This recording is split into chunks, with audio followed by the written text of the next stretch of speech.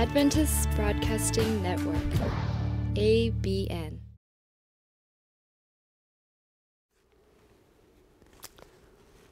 안녕하십니까? 벌써 2012년도도 거의 끝나가네요. 이번 주와 다음 주 지나면 이제 2012라고 하는 숫자는 역사 속으로 사라지게 되죠. 한 해를 시작할 때 가졌던 여러 가지 계획들 또 여러 가지 포부들이 정말 제대로 다 실현이 됐는지 모르겠습니다. 어쨌든 아쉬움이 남지만은 그래도 우리의 또 한 해를 무사히 이끌어 주신 하나님께 감사를 드릴 수밖에 없는 연말인 것 같습니다. 오늘은 12과입니다. 마지막 사건들, 제목도 마지막이네요. 마지막 사건들, 예수님과 구원받은 자들. 마지막 특별히 하나님의 백성들에게서 마지막이 또 어떤 의미를 가지고 있는지, 어떤 사건들이 기다리고 있는지 보는 그런 중요한 기회인 것 같습니다. 먼저 기억절 말씀 사도행전 3장 19절부터 21절에 있는 말씀을 읽어보겠습니다. 그러므로 너희가 회개하고 돌이켜 너희 죄 없이함을 받으라. 이같이 하면 육회하게 되는 날이 주 앞으로부터 이를 것이요 또 주께서 너희를 위하여 예정하신 그리스도 곧 예수를 보내시니 하나님이 영원 전부터 거룩한 선지자 예벌을 위탁하여 말씀하신 바 만유를 회복하실 때까지는 하늘이 마땅히 그를 받아두리라. 이번 주에는 하늘 성소 봉사와 재림 그리고 죽은 자들이 그리스도 안에서 죽은 자들이 부활할 것이라고 하는 정말 마지막 중요한 사건들, 특별히 그리스도인들에게 있어서 소망이 되는 사건들을 다루어 보도록 하겠습니다. 대쟁투에 있어서 중요한 사건들이 많이 있죠. 대쟁투 여러 가지 사건들 중에서 정말 아주 중요한 의미를 가지고 있는 사건들이 있는데요. 그 중에서 정말 중요한 사건이 바로 십자가일 것입니다. 죄의 문제가 해결되고 정말 사탄이 패배하고 그리스도가 승리하시고 그리스도인들의 승리를 위한 토대가 마련된 십자가 사건은 정말 중요한 사건이죠. 그리고 그 다음으로 중요한 의미를 가지고 있는 여러 가지 사건 중에서 아주 중요한 한 사건은 바로 마지막 때에 관련된 것입니다. 우리는 이걸 뭐라 그러죠? 종말론이라고 이야기합니다. 종말론. 종말의 때에 일어날 중요한 세 가지 사건들을 이번 주에 우리가 다뤄보게 되겠는데요. 그리스도의 하늘 성소 봉사를 다루고 그 다음에 그리스도의 재림, 그리스도 안에서 죽은 자들이 어떤 운명을 경험하게 될 것인지, 죽은 자들이 부활하게 될 놀라운 그 약속을 우리가 보게 될 것입니다. 하늘 성소가 존재한다는 사실을 우리가 보게 되고 그것은 그 근거는 이 지상 성소를 통해서 정말 하늘 성소가 분명히 있다는 사실, 그 모델, 그 원형이 되는 하늘 성소의 존재를 성경은 우리에게 이야기하고 있죠. 그래서 성소 봉사가 마쳐질 때에 예수의 재림이 있을 것이고 재림을 기다리는 자들이 어떤 자세로 기다려야 할 것인지 우리가 수요일 소재에 보고 그 다음에 마지막으로 재림의 때에 가장 중요한 정말 소망이 되는 한 사건이 있는데 그것은 부활이라고 하는 것입니다.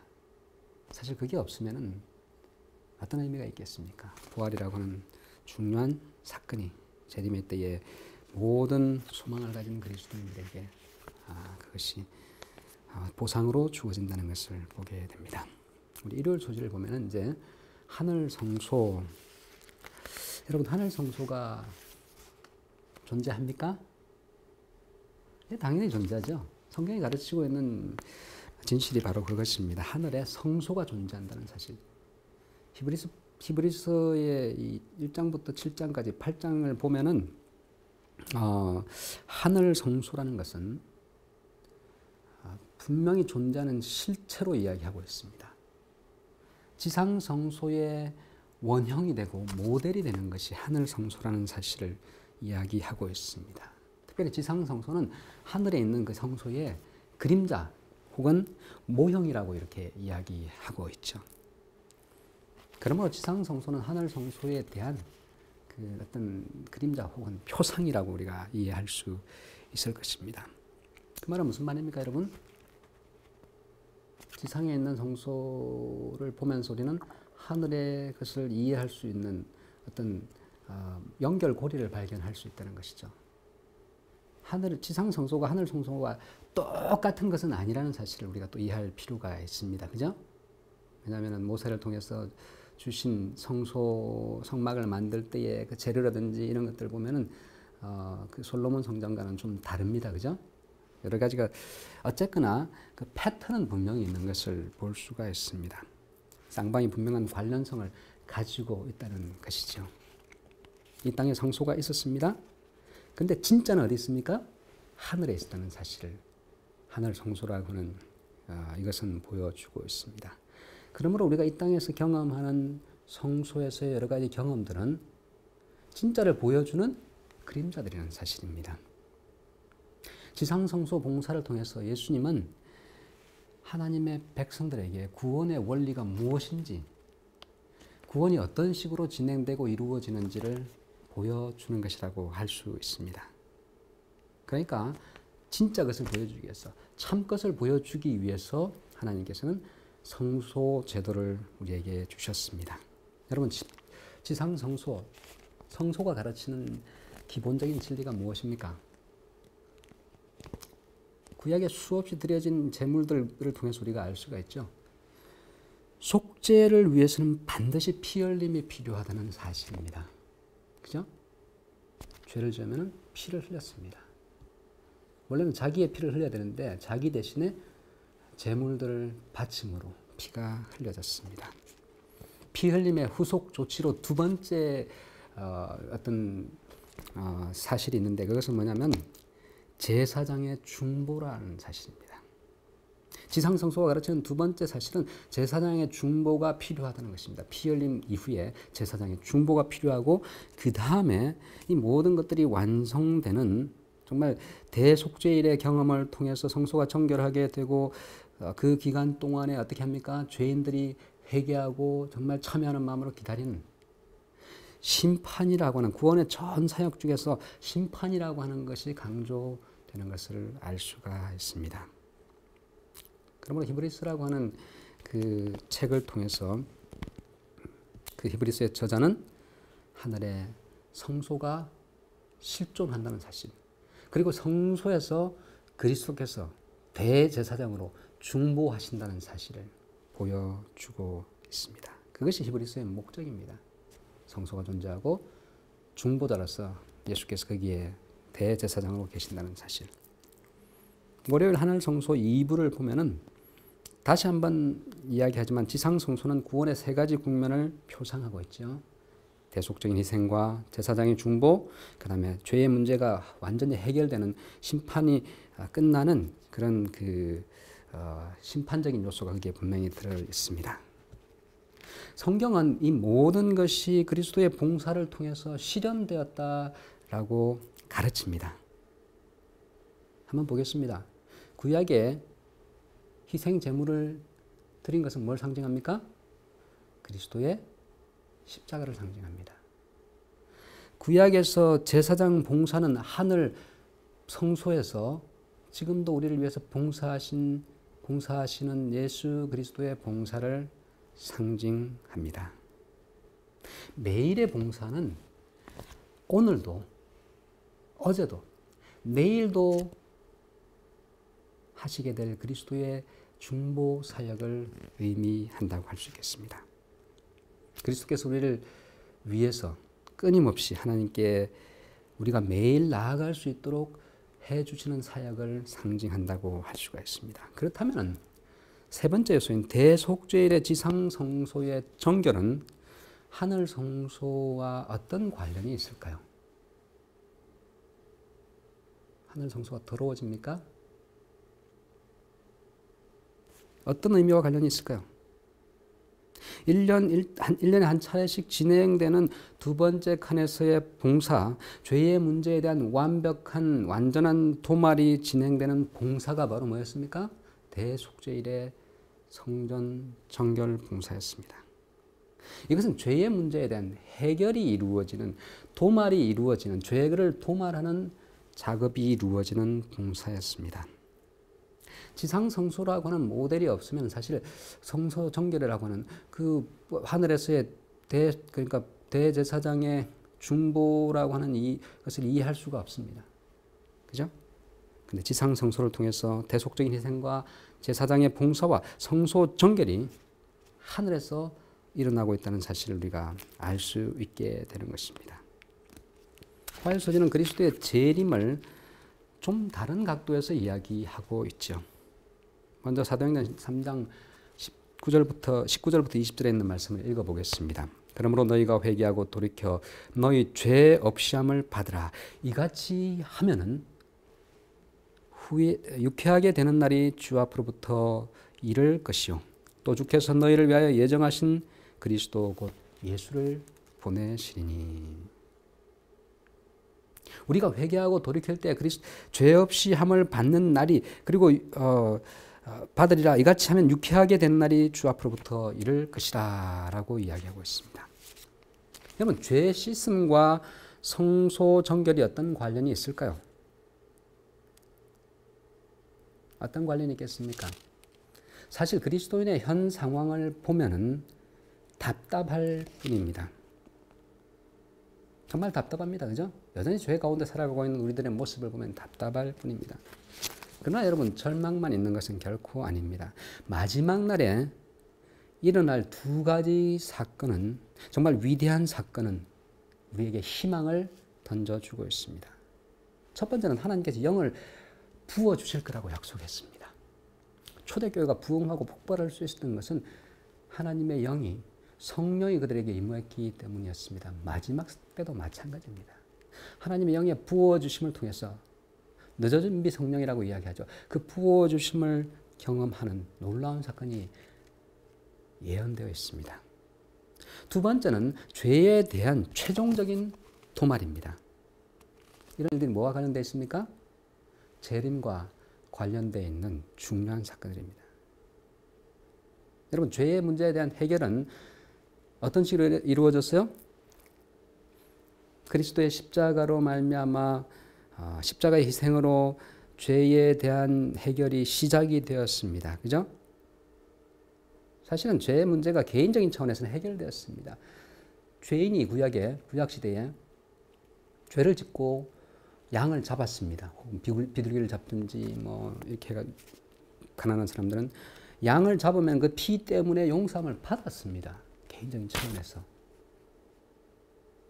그런데 두 번째 그 죄의 문제에 대한 국면이 여전히 남아 있습니다.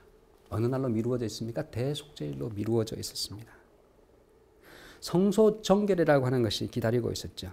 죄의 문제에 대한 해결은 성소 정결을 마치고 예수께서 두 번째 나타나실 때 모든 것이 다 도말될 것임을 이 모델은 이야기해 주고 있습니다. 그리스도의 재림은 십자가로 시작된 죄의 문제의 해결을 하늘 지성소 봉사의 중보로 도말하심으로써 완성되는 것입니다. 죄의 문제가 어떻게 된다고요? 지성소 봉사를 마무리하실 때 우리가 용서받았던, 개인적으로 용서받았던 모든 죄가 우주적으로 해결되는 일이 일어나게 될 것이라는 사실입니다. 우리가 걱정할 필요가 없습니다, 여러분. 십자가가 있는데 왜 또 중보가 필요하냐? 왜 또 하늘에서 중보가 필요하냐? 사실 그 부분은 우리가 염려할 필요가 없는 부분입니다. 개인적인 죄의 용서는 십자가로 말미암아 다 받았습니다. 그러나 우주적인 차원에서의 죄라고 하는 것이 도말되는 사건이 어디였어요? 하늘 지성소 봉사를 통해서 완전히 마무리되고 종결될 것임을 이야기하고 있는 것입니다. 이처럼 수요일 소지는 재림을 소망하는 사람들, 정말 회개의 기간을 통해서 또 재림을 바라면서 기다리는 우리의 사람들의 삶의 모습이 어떠해야 될지를 보여주고 있습니다. 여러분, 기독교는 재림을 기다리는 백성들로서, 그죠? 기다림의 종교입니다. 기다릴 줄 아는 사람이 결국은 승리자가 됩니다. 그냥 막 기다리는 것이 아닙니다. 어떻게 기다립니까? 데살로니가전서 5장 6절에 보면, 그러므로 우리는 다른 이들과 같이 자지 말고 오직 깨어 근신할지라. 하나님은 그냥 막무가내로 기다리라고 하지 않으셨습니다. 성경을 보면. 그리스도께서는 재림이라고 하는 사건이 있기 전에 분명한 징조들을 주셨습니다. 뭘 통해서요? 성경 예언을 통해서 징조들을 주셨습니다. 그러므로 성경 예언은 마치 시간 속을 여행하는, 미래를 여행하는 사람들에게 있어서 지도와도 같은 역할을 하는 것입니다. 어디 안 가본 데를 가실 때 가장 유용한 게 뭡니까? 지도입니다. 그죠? 그럼 내가 어디쯤 왔는지 알게 되고 어디로 가는지 방향을 잡을 수도 있습니다. 미래를 여행하는 그리스도인들에게 있어서 예언은 특별히 재림을 향해서, 모든 예언은 재림을 향해서 이제 그 목적지가 되어 있는데요. 그죠? 그 예언을 통해서 예수의 재림이 어디쯤 이르렀나? 지금 시대가 어떤 상황에 이르렀는지를 알 수 있게 되는 것입니다. 지도를 가지고 여행하는 것이 편하고 안전한 것처럼 미래를 여행함에 있어서 성경, 그 중에서 특별히 예언이라고 하는 선물을 가지고 있는 것은 정말 우리에게 얼마나 큰 행운인지 알 수가 없습니다. 미래 여행을 훨씬 수월하고 안전하게 할 수 있기 때문입니다. 왜냐하면 우리가 지금 어디쯤 와 있는지, 지금 어떤 상황에 있는지, 어디를 향하고 있는지를 알게 되기 때문에 우리의 여행은 훨씬 더 지루하지 않고 정말 경각심을 가지고 우리의 여행을 할 수 있기 때문입니다. 재림교인들이 그 예언에 관심이 많고 또 어떤 징조들에 관심이 워낙 많다 보니까 뭐 일요일 휴업령이라든지 거기에 대한 여러 가지 것들을 들으면서 언제 이런 일이 생긴다더라, 이런 일이 생기면 어떻게 할까? 그런 어떤 사건 중심적인 신앙생활을 하고 있지 않습니까? 많은 경우에 이 사건이 일어나면 내가 어떻게 해야지? 그래가지고 왜곡된 어떤 신앙을 하는 경우들이 꽤 있습니다. 잠깐만요. 여보세요? 네? 네네. 예. 뭐라고요? 일요일 휴업령이 지금 내렸다고요? 그럼 어떻게 되는 겁니까, 이제? 오바마가 거기에 사인을 알겠습니다. 네. 지금 방송 중이라서 다시 연락드리겠습니다. 조금 전에 제가 전화를 받았는데요. 미국에서 일요일 휴업령이 내렸다고 합니다. 이런 얘기를 들으면 여러분 어떻게 하시겠습니까? 사실 실제로 그런 일이 일어날, 미국에 그런 일이 분명히 일어나게 될 것입니다. 근데 우리가 가지고 있는 종말관은 사건 중심적이었습니다, 여러분. 이런 일이 일어나면 어떻게 해야지? 보따리 싸야지. 이런 사건이 일어나면 이렇게 해야지 하면서 보따리 쌀 준비만 한 것이었지만 우리들의 종말을 기다리는, 재림을 기다리는 모습이 아니었는지 다시 한번 생각해 볼 필요가 있습니다. 실제로 일요일 휴업령이 내린 것은 아닙니다, 여러분. 지금 재림의 징조들이 그 어느 때보다도 구체적으로 정말 일어나고 있는 그런 시대를 우리는 분명히 지금 살아가고 있죠.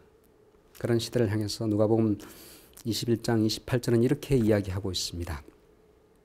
예수님께서 이런 일이 되기를 시작하거든 일어나 머리를 들라 너희 구속이 가까웠느니라.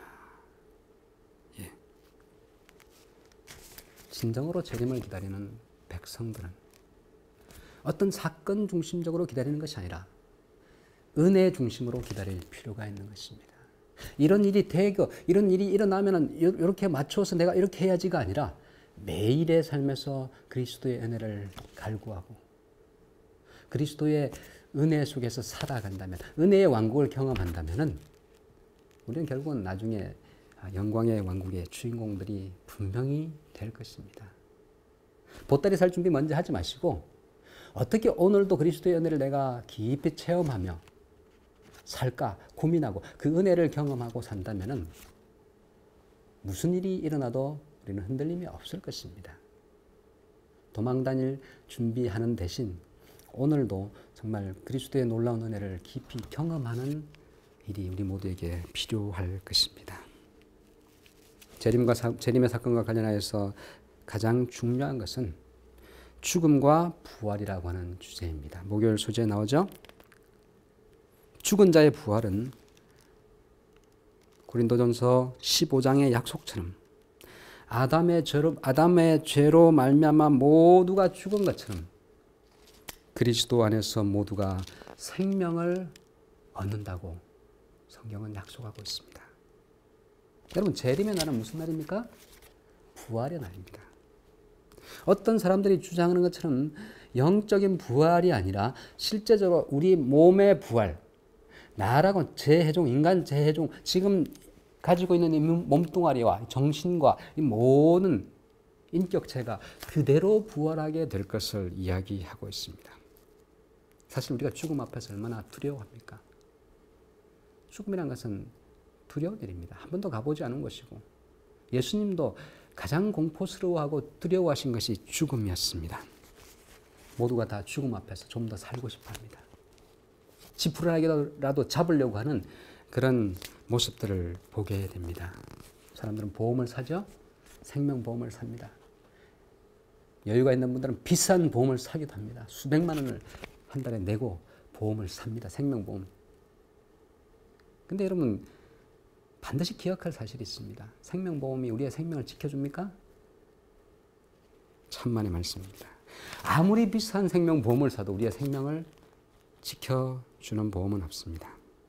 어떤 사람은 초저온 냉동 캡슐에 들어가기도 합니다. 숨이 끊어지자마자 한 20만 불 정도를 내면 미국에서 초저온 냉동 캡슐에 들어가서 보관될 수가 있습니다. 경제적인 여유가 있는 분들이죠.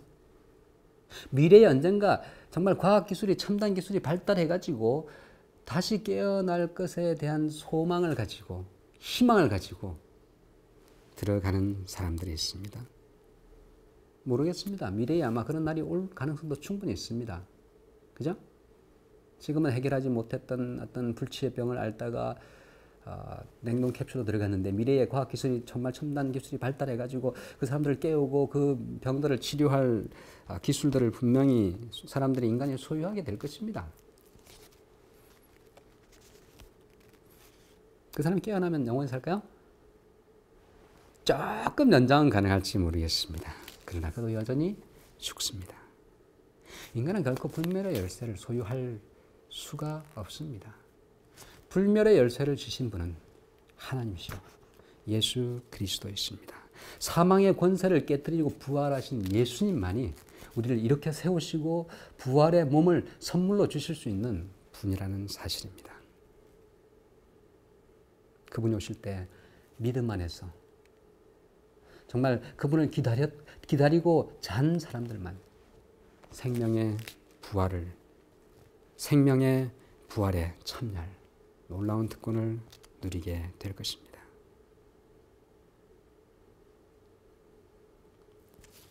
그 놀라운 특권에 우리 모두가 한 사람도 빠짐없이 다 참여했으면 정말 좋겠습니다.